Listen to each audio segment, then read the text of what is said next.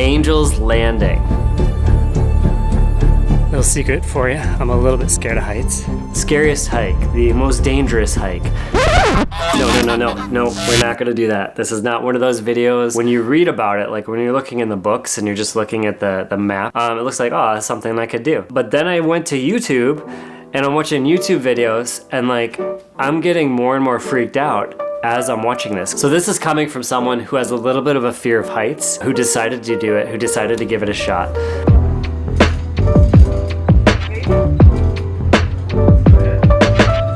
Woke up at 5:30, got on the bus. The first buses head out at 6. As soon as I got there, I hustled. And again, I was a complete noob. Didn't even know what I was doing.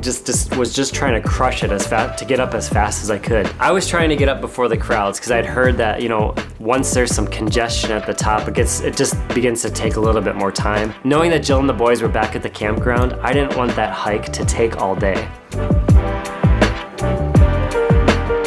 So honestly, the hardest part of Angel's Landing for me, aside from just the kind of psyching yourself out, you know, with the chains to the top, is the last switchbacks. I had to stop a couple times just because it was tiring and probably because I was going a little too fast. All right, so at the first point, kind of the lookout before you hit the chains. Wasn't too bad, very strenuous. Just saw a guy yawn. It's pretty amazing. But we're gonna try the chains, doesn't look too bad, so we'll give it a go. One of the things I have always encouraged others is do what scares you.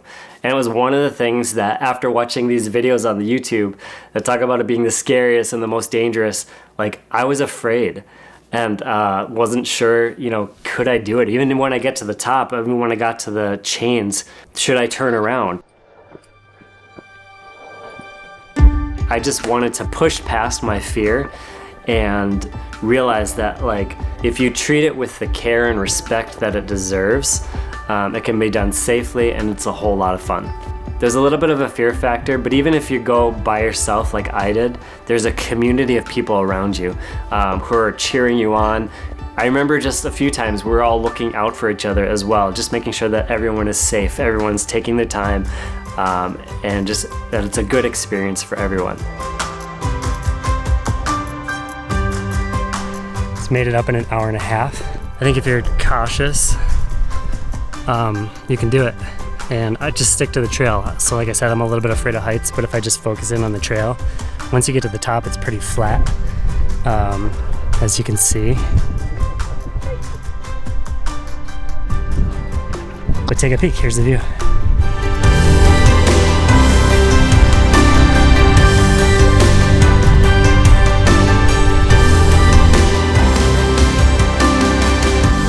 Once I had reached the top, it was just kind of this weight had been lifted, and at the same time you just built this confidence knowing that if I made it up, I can make it just as easily back down. Not saying that I was careless, because obviously I still took my time going down, but at that point it was cool because you're just running into people who are a lot like me, who it was their first time, a little bit scared. You could hear them saying, I don't know if I can do this, and they're already halfway up the chains and just saying, listen, I've got a fear of heights myself. I did it, you can do it too.